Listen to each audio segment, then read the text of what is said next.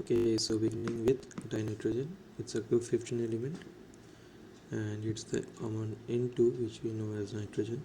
Dinitrogen is N2, which is N triple bonded N. This is single bond and here single bond, and this is N triple bonded N. Okay, so this is your dinitrogen. So coming to the preparation portion, dinitrogen is produced commercially by the liquefaction or the fractional distillation of liquefaction and the fractional distillation of air. Okay, the liquid nitrogen distills out first, leaving behind the oxygen because the oxygen is heavier. Okay, in the laboratory dinitrogen is prepared by treating an aqueous solution of NH4Cl, ammonium chloride, with sodium nitrate. Okay, small quantities of HNO3 means nitric acid and nitrous oxide are also obtained in this reaction, which is cleared out by passing the gas through the aqueous sulfuric acid solution containing potassium trichromate. It's written here clearly. Okay, and this is just the property they are saying about. Let's view this. Okay.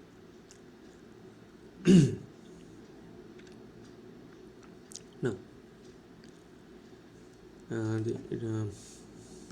in laboratory it can be also prepared by the thermal decomposition of the ammonium dichromate. It's a orange color powder, and this reaction is also called your tabletop volcanic reaction. I'm trying to write here, I don't know. This is your, let's see whether I can write here or not. This reaction is also called your tabletop volcanic reaction. So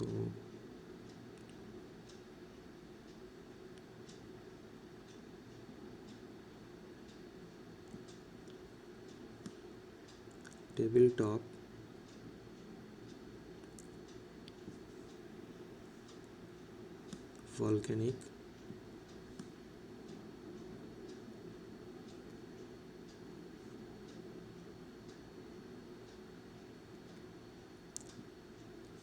volcanic reaction.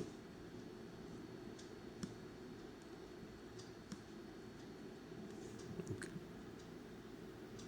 So this reaction is also called the tabletop volcanic reaction, where the dinitrogen is obtained by the thermal decomposition of the ammonium dichromate. Okay, very pure nitrogen can also be obtained by the thermal decomposition of the barium azide, which is the BaN3 whole twice. Okay, it can also be obtained from the sodium azide, which is NaN3 whole twice. So these are the few methods for the preparation of your dinitrogen. Okay, now here they are speaking about the few characteristics of dinitrogen. It is colorless, odorless, tasteless and non-toxic gas. Okay, it has two stable isotopes, N14 and N15. It has very low solubility in water. Okay, skipping this portion, dinitrogen is rather inert in nature because the bond dissociation enthalpy of triple bond is very high. Reactivity, however, increases rapidly with the rise in temperature. The activity here is increasing with the rise in temperature. At higher temperatures, it directly combines with metal to form the ionic nitrile. So you can see here Li plus N2, which is the dinitrogen, gives Li3N and Mg2N. Okay. Now, next portion is it combines with hydrogen at the presence of 773 Kelvin in the presence of a catalyst called molybdenum. The catalyst name is here, I am writing MO. Okay, the catalyst name is molybdenum to form the ammonia. Here is the reaction, and this process is called your Haber's process. Okay, N2 plus 3H2 gives the 2NH3. They have missed the arrow here, I am putting. Okay, and Haber's process, you have to underline this portion also. Okay, dinitrogen combines with dioxygen directly only at high temperature to form nitric oxide. Okay, this nitric oxide, we will now see the use of nitric oxide in the manufacture of ammonia, which is the upcoming portion. Okay, N2 plus O2 gives NO2. Okay, the main uses of dinitrogen is in the manufacture of ammonia. I told it just now. We are coming to this portion just now. It is also used in industrial chemical containing nitrogen. It also finds whether inert atmosphere is required. Liquid nitrogen used as a refrigerant and also as a cryosurgery. Okay. Next is your ammonia. Okay. Ammonia. So preparation of ammonia. Ammonia is present in the small quantities in the urea. Okay, which is NH2CO NH2. The formula for urea is given here. This is your urea. Let's write here.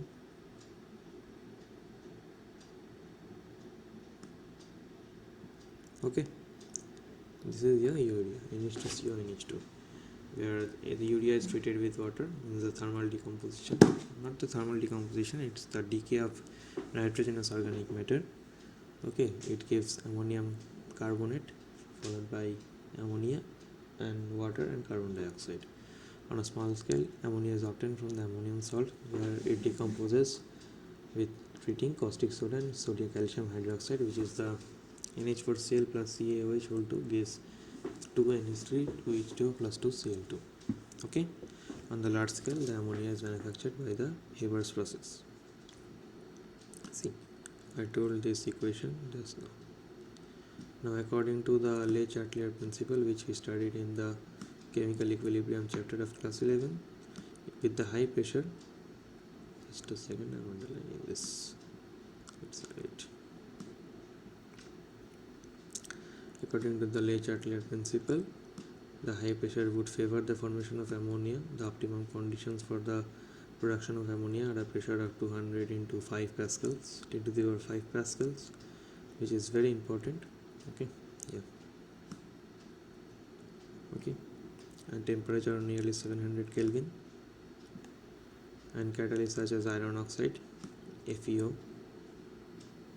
Just a second.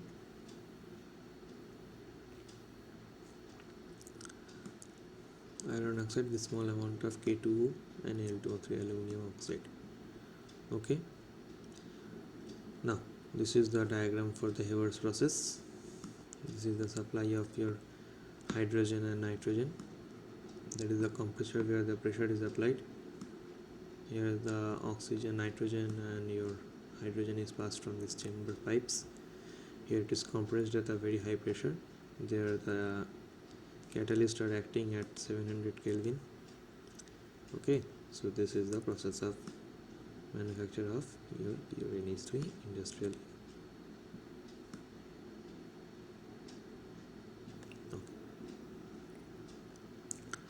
Now ammonia, the properties of ammonia, let's come to that. Let me change the color of my highlighter. Okay. Ammonia is a colorless gas with a pungent odor, right? Ammonia is colorless gas. It has a pungent odor. Its freezing and boiling points are this and this in solid and liquid states. Okay. It is associated to hydrogen bonds in case of water. Okay, accounts for higher melting and boiling point as expected. Okay, the ammonia molecules are trigonal pyramidal structures. See, the structure of ammonia is given here. It is sp3 hybridized. This is called a trigonal pyramidal. This is H bar and this is the your lone pair of electron. Okay,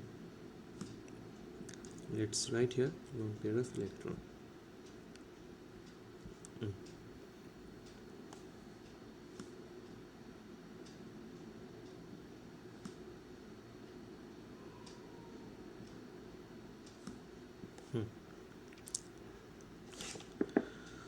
Okay, ammonia gas is highly soluble in water. Its aqueous solution is weakly basic due to the formation of OH ions. Okay, OH is given out, so it is basic. NH3 plus H2 gives NH4 plus and OH minus, which means basic. Now if it gave H plus, then I would call it acidic sum, but since it's it's giving OH minus, it's acidic. It forms ammonium salt with weak acid, which is NH4Cl is a best example of it. Okay, now we can see that it precipitates hydroxides for many metals. See ZnSO4, we see this reaction. ZnSO4 plus N2NaOH gives ZnOH whole twice, which is a white precipitate.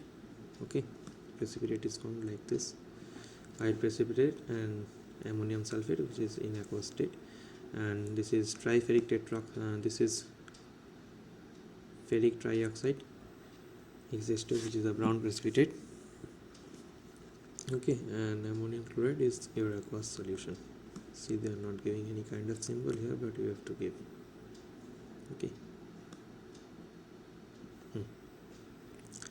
The presence of lone pair of electron I showed just now.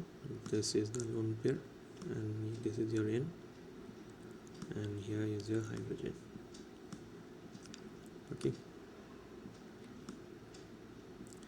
The presence of lone pair of electron with a nitrogen atom in the ammonia molecule makes it a Lewis base. Okay, it donates the electron pair and forms linkage with metal ions. Okay. Now why metal will accept? Because metal can accept 3 electrons, right, to gain the stable electronic configuration. Okay. It helps in the detection of copper and silver. Ag is silver, argentum. Cu plus NH3 gives Cu NH3 whole twice, and AgCl minus gives white precipitate. And of AgCl, then if you take NH3, it's a colorless compound is formed, which proves the presence of your silver, because silver AgCl is a white color precipitated form, and AgNH3 whole twice Cl is an aqueous state, which is a colorless. Okay, ammonia is used to manufacture of various nitrogenous fertilizers, manufacture of some inorganic nitrogenous compound, the most important being nitric acid. We have seen just now. Liquid ammonia also used as a refrigerant. Okay. Now, why does ammonia in history acts as a Lewis base? Because of the presence of lone pair of electron in the nitrogen, for which is available for donation, so it acts as a Lewis base. Next comes oxides of nitrogen. Okay, in oxides of nitrogen, it's not in the syllabus, still we are going to do this shortly. Okay, these are the few oxides of nitrogen as said here: NO2, NO, nitrogen monoxide, dinitrogen trioxide, nitrogen dioxide, dinitrogen tetroxide, and dinitrogen pentoxide. Okay, here are the few structures of N2O given here, which is very important. I write here.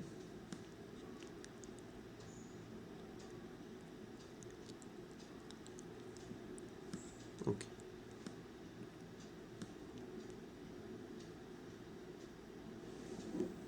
these things are important, you have to study this, so nothing to be told here. Next comes is our nitric acid. Okay, nitrogen from oxoacid, which is such as hyponitric acid, HNO nitrous acid, and HNO3, which is the nitric acid. Among them, the nitric acid is very much important factor to deal with. Okay, preparation of nitric acid. In nitric acid in laboratory, nitric acid is prepared by heating potassium nitrate or NaNO3. I told in the beginning of the chapter it is called the Indian saltpeter, and this one is a child saltpeter, right? This is C and this is your Indian saltpeter. Okay, and concentrated HNO3 we take in a glass retort. Glass retort is a sort of container. We take sodium nitrate and sulfuric acid in a glass retort. We obtain NaHSO4 and HNO3. On a large scale in the laboratory, it is prepared by Ostwald process. Now, what is Ostwald process? It is based on the catalytic oxidation of ammonia by the atmospheric oxygen. You underline this. Okay, catalytic oxidation of ammonia in the presence of atmospheric oxygen. So what is happening here? 4NH3 plus 5O2 gives 4NO plus 6H2O. Now this NO which you get here is again reacting with the oxygen, give nitrogen dioxide. The nitrogen dioxide which just formed dissolves in water. Okay, it will dissolve in water to give HNO3.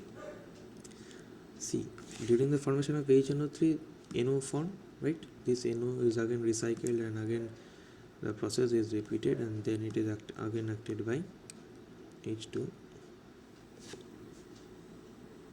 Okay.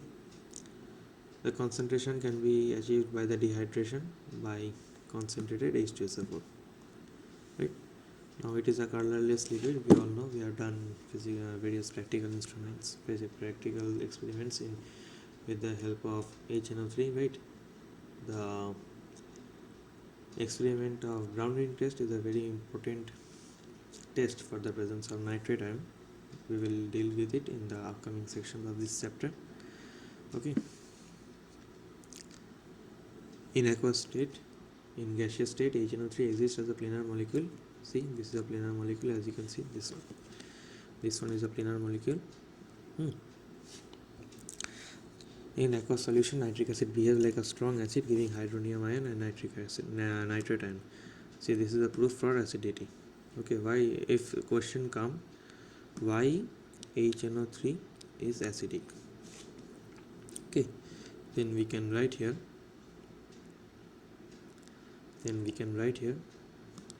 Writing here acidic.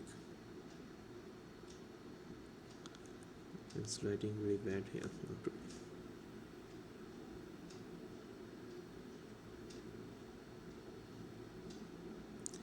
Let's write here acidic.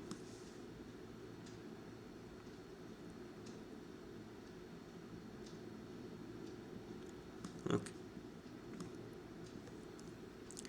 Concentrated nitric acid is a strong oxidizing agent and attacks most of the metal except the noble metal like the gold and platinum. The product of oxidation depends upon the concentration of the acid, the temperature and the nature of material undergoing oxidation. Now you have to remember this. Okay, remember this reaction, it is important. If you take, see here, if you have noticed that if you take dilute, we obtain nitrous oxide, and if you take concentrated HNO3, you will obtain 2 molecules of nitrogen dioxide. You have to remember this and also this. Now zinc reacts with HNO3, diluted HNO3, to give zinc nitrate and 5H2O and nitrogen dioxide, and if it's concentrated, then it's the same reaction. You have to keep this in mind. This one is an exception. Some metals like chromium and aluminum do not dissolve in concentrated nitric acid because of formation of passive film of oxide on their surface.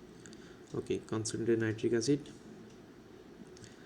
also oxidizes non-metals and their compounds. Iodine oxidizes into iodic acid and H2SO4 to phosphoric acid. Now see these examples. Here iodine is oxidized to HiO3. Okay, carbon is oxidized to carbon dioxide. Sulfur is oxidized to sulfuric acid, and also P4 in the phosphorus is oxidized to H3PO4, which is the hypophosphorus acid. Okay, next is our very much important factor, or the very much important portion, which is the brown ring test. Yeah. Okay, now what is the brown ring test? In brown ring test, we take a freshly prepared solution of ferrous sulfate, okay, and we mix it with the compound containing nitrates. You can take it like potassium nitrate or sodium nitrate. We can take. Then we mix the two, aqueous ferrous sulfate, and the aqueous ferrous sulfate and the potassium nitrate. Then to this solution we slowly add sulfuric acid, which is concentrated sulfuric acid. A brown ring is formed at the interface of the solution of the sulfuric acid and the other solution. These indicate the presence of nitrate ion in the solution. You have to read this portion, okay, and to mark up these two equations. Okay, now uses, you can read it your way. Is used for the manufacture of ammonium nitrate, techniques, and also used for pickling of stainless steel, and also used as oxidizer in rocket fuels. Okay, now is the phosphorus allotropic form. Before going to the phosphorus allotropic form, let's revise up to how much we have done. We have started from the dinitrogen. Just a minute, I'm pausing it.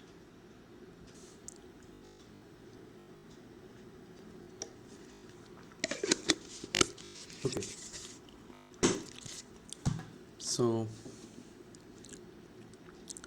let's begin from dinitrogen. Okay, let's do a quick revision of what we have done so far. Okay, dinitrogen. I'm sorry, just a minute.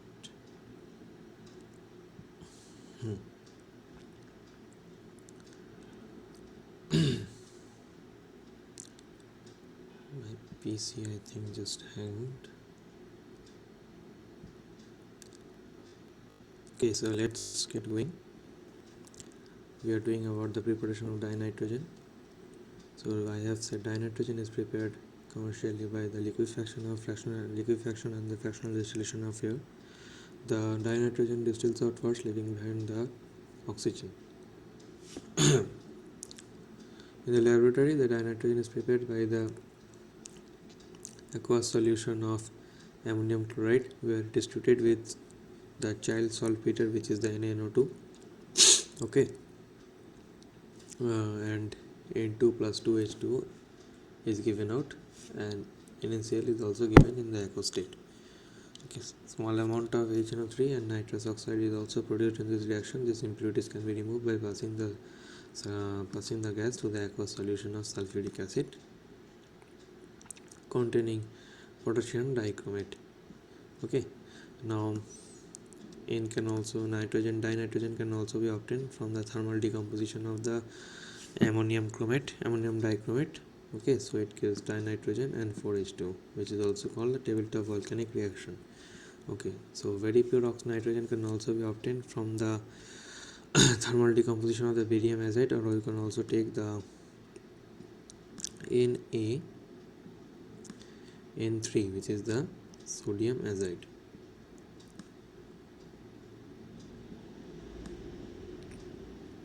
Okay, next comes is the properties of the nitrogen. So dinitrogen is a colorless gas. It is odorless and also tasteless. It is a non-toxic gas and has two isotopes, which is the N14 and the N15. It has a very low solubility in water.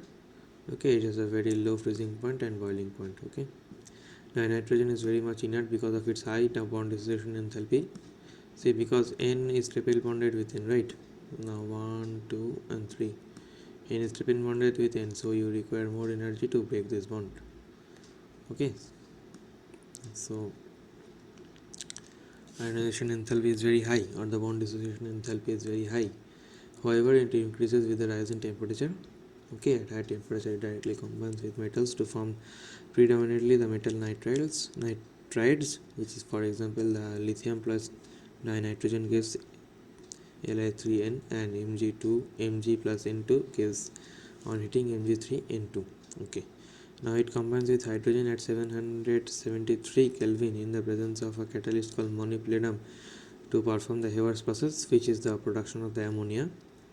Okay, dinitrogen combines with dioxide at a very high temperature to give the nitrous oxide. Okay, now next is the ammonia. The ammonia is formed by the decomposition or the degradation or the decay of nitrogenous organic matter, which is the urea, which is the NH2CONH2. I'm sorry.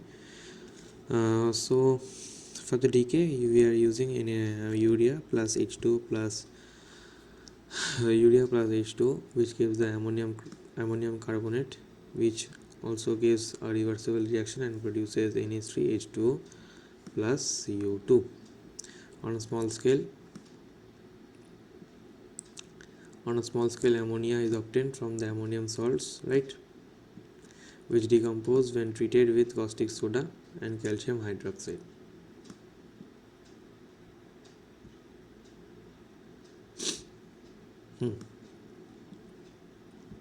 Okay, now NH4Cl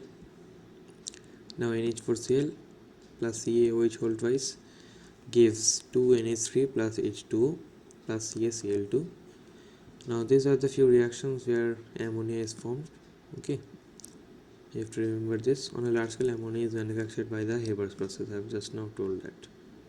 Okay, where molybdenum is taken as a catalyst and N2 plus H2 combines to give 2NH3. Now, according to Le Chatelier's principle, high pressure would favor the reaction to attain the equilibrium state. So pressure is 200 into 10 to the power 5 Pascal, and temperature is of about 700 Kelvin, and catalyst of iron oxide or and with small amount of aluminum oxide and potassium oxide is used. Okay. Now properties of ammonia: it is a colorless gas. It has a pungent color. It has a freezing point and boiling point of this and this respectively in solid state, in liquid state respectively. It is associated to hydrogen bond like as of water, so it has a higher melting and boiling point because the hydrogen bonds are difficult to be broken. Okay,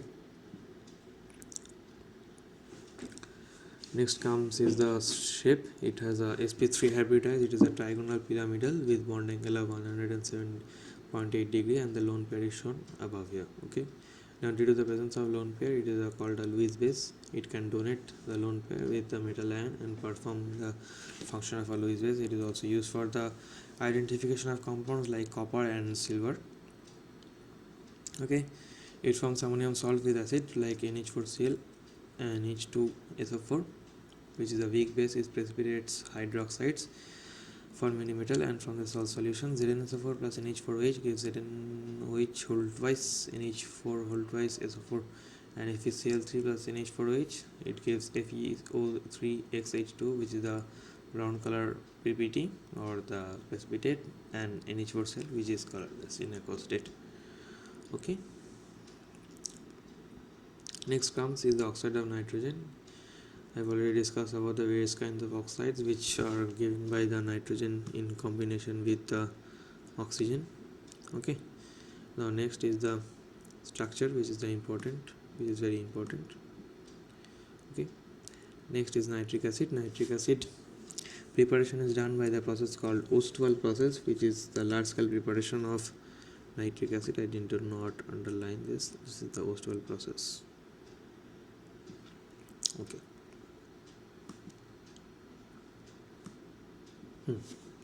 In the laboratory, nitric acid is prepared by heating K183 of the potassium nitrate and sodium nitrate and with concentrated sulfuric acid in the glass retort. Okay, so it gives sodium bisulfate and HNO3, which is the nitric acid. In the large scale, it is prepared by the Ostwald process, which is the catalytic oxidation of NH3 by the atmospheric oxygen. So what happens here is we are taking ammonia plus 5O2, which is the atmospheric oxygen. We are taking the catalyst of PT and RH at we are maintaining a pressure of 9 bar and temperature is maintained at 500 Kelvin. Here the nitrous oxide combines with the atmospheric oxygen to give nitrogen dioxide, which again combines with water to give HNO3 plus nitrous oxide. Now this nitrous oxide again gets mixed with the water, but it reacts with the water and again forms HNO3, which is a reversible process. Now the concentration can be varied by using the concentrator itself, which acts like a dehydration agent. Okay. Now properties: it is a colorless liquid. In the laboratory, nitric acid contains 68% of nitric acid by mass. Okay, it is a planar molecule, as you can see, with a structure shown here. This one is the structure of your HNO3. Okay, now HNO3 reactions. Why HNO3 is called acidic? Because when you take HNO3 in water, it gives H3O plus and HNO3. Now this H3O plus is the proof of acidity because it can dissociate HH3O plus. Okay, next is reaction with copper when you take dilute nitric acid, and reaction with copper when you take concentrated nitric acid. In the first case you can see CuNO3 whole twice, but when you take dilute you can see 2NO means the 2 nitrous oxide, 2 moles of nitrous oxide, and when you take concentrated you get 2 moles of concentrated nitric acid and water. Okay, now zinc reacts with dinyl nitric acid to give NO2 and with concentrated nitric acid to give NO2. This is N2O, okay, dinitrogen oxide, and this is nitrogen dioxide. Okay, these are the few parts. Now it is also found to perform oxidation to the non-metals.